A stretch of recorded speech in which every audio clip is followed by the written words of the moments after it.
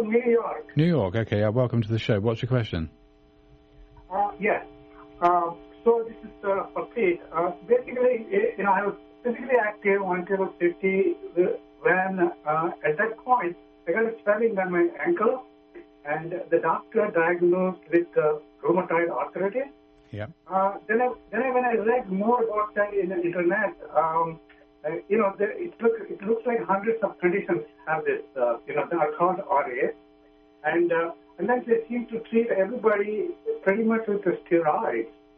So, whether it's a severe case or a simple case, it looks like they have the same kind of treatment.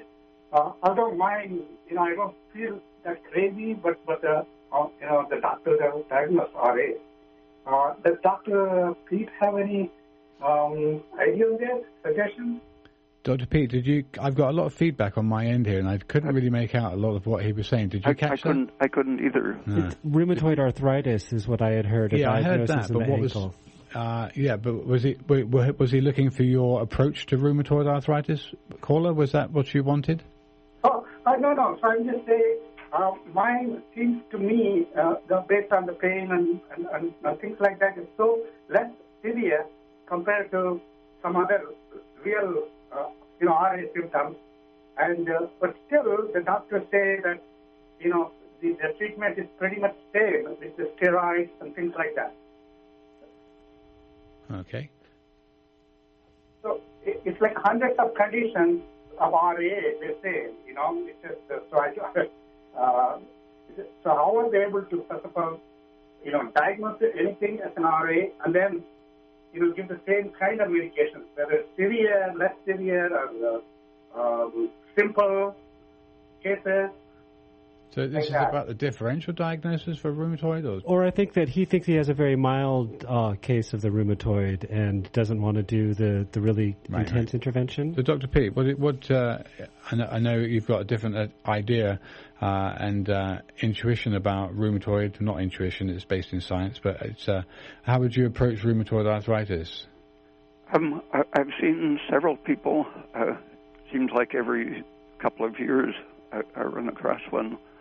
And their doctors have all told them that they're incurable and to stop thinking about it. Apparently, they don't want to.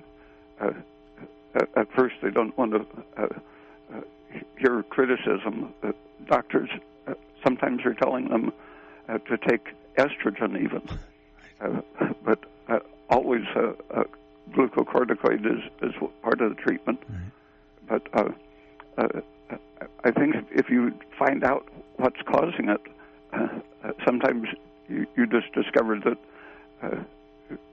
the easiest thing is to realize that maybe you didn't have that diagnosis in the first place. The foods that you're eating or supplements you're taking, or especially if you're taking a serotonin or an estrogen drug, those are enough to bring it on. So we still believe in the inflammatory process mediating swollen joints and the presence of rheumatoid factor in the blood. You think that's definitely a differential? No. It will go away if you don't have it anymore. Same with lupus. Right. Another person with lupus recently stopped thinking she had lupus and just started correcting her diet and taking vitamin D and thyroid. If the caller was asking for this, I know that in terms of traditional herbal medicine for the treatment of rheumatoid, excretion is definitely a system to be supported and strengthened, as is things that support the liver because of the excretion.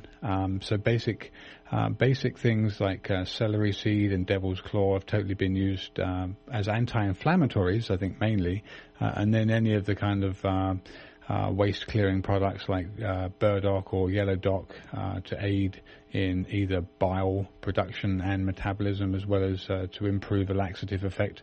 I think there's definitely definitely mileage in clearing waste and the anti-inflammatories.